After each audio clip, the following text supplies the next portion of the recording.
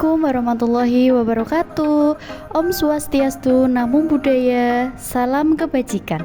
Halo semua, berjumpa lagi dengan saya Tinda Pujianti dalam podcast Filosofi Pendidikan Indonesia.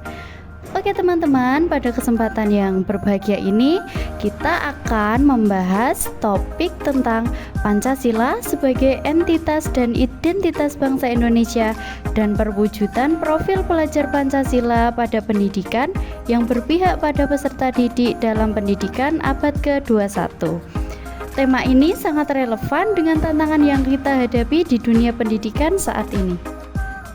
Mari kita mulai dengan memahami terlebih dahulu apa itu Pancasila sebagai identitas dan entitas bangsa Indonesia. Pancasila bukan hanya sebuah dasar negara atau sekedar simbol. Pancasila adalah sebuah entitas hidup yang mencerminkan nilai-nilai luhur yang ada dalam diri bangsa Indonesia. Sebagai identitas, Pancasila mengingatkan kita, siapa kita sebagai bangsa Indonesia yang besar dengan segala keberagaman budaya, suku bangsa, serta semangat persatuan yang tidak pernah pudar. Pancasila menggambarkan nilai-nilai yang sangat mendalam, seperti sila-sila dalam Pancasila, ketuhanan yang Maha Esa, kemanusiaan yang adil dan beradab, persatuan Indonesia, kerakyatan yang dipimpin oleh hikmat kebijaksanaan dalam permusyawaratan perwakilan, serta keadilan sosial bagi seluruh rakyat Indonesia. Lalu, bagaimana kita sebagai generasi muda dapat mewujudkan nilai-nilai Pancasila dalam kehidupan sehari-hari? Jawabannya ada pada profil pelajar Pancasila. Dalam pendidikan, nilai-nilai Pancasila ini sangat relevan, apalagi di abad 21. Kita menghadapi era yang penuh dengan tantangan global. Kita tidak hanya perlu cerdas secara intelektual, tetapi juga harus mampu menunjukkan karakter yang kuat, berakhlak mulia, dan bertanggung jawab dalam kehidupan sosial.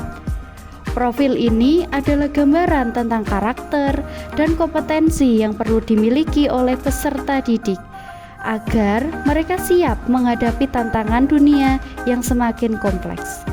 Profil pelajar Pancasila terdiri dari 6 dimensi yang sangat penting. Yang pertama, beriman, bertakwa kepada Tuhan Yang Maha Esa dan berakhlak mulia, berkebinekaan global, bergotong royong, mandiri, bernalar kritis, dan kreatif. Lalu, bagaimana penerapan profil Pancasila ini dalam pendidikan yang berpihak pada peserta didik, terutama di abad 21?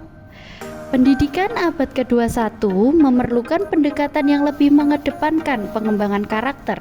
Keterampilan abad 21 seperti kolaborasi, kreativitas dan komunikasi, serta kemampuan berpikir kritis.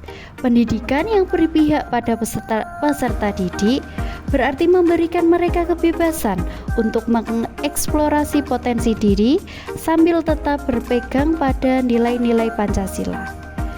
Untuk mewujudkan ini, kita perlu mendesain pembelajaran yang aktif, berbasis pada masalah nyata, serta mendorong keterlibatan siswa dalam proses belajar. Ini berarti bukan hanya mengandalkan ceramah dari guru, tetapi lebih pada pembelajaran yang melibatkan siswa dalam berdiskusi, kolaborasi, dan pemecahan masalah secara kreatif. Sekarang, mari kita pikirkan sejenak. Bagaimana kita sebagai pendidik, orang tua, atau masyarakat dapat turut berperan dalam mewujudkan profil pelajar Pancasila ini? Tentu saja, ini adalah tanggung jawab bersama, tidak hanya di sekolah, tetapi juga di rumah dan dalam masyarakat. Kita harus bersama-sama mengintegrasikan nilai-nilai Pancasila dalam setiap aspek kehidupan anak-anak kita, dari keluarga, sekolah, hingga lingkungan sekitar. Pendidikan yang berpihak pada peserta didik bukan hanya tentang memberikan pengetahuan, tetapi juga menanamkan nilai-nilai kebajikan yang akan membentuk mereka menjadi manusia yang tidak hanya cerdas, tetapi juga bijaksana, berkarakter, dan siap berkontribusi pada masyarakat. Demikianlah pembahasan kita kali ini. Semoga kita semua semakin terinspirasi untuk mengamalkan nilai-nilai luhur Pancasila dalam kehidupan sehari-hari. Ingat, kita adalah generasi penerus bangsa. Tindakan kecil kita hari ini akan berdampak besar bagi masa depan Indonesia. Mari bersama-sama kita wujudkan Indonesia yang adil, makmur, dan bermartabat. Oke teman-teman, saya Linda Pujianti undur diri. Tetap semangat. Sampai berjumpa pada podcast selanjutnya. Terima kasih. Wassalamualaikum warahmatullahi wabarakatuh.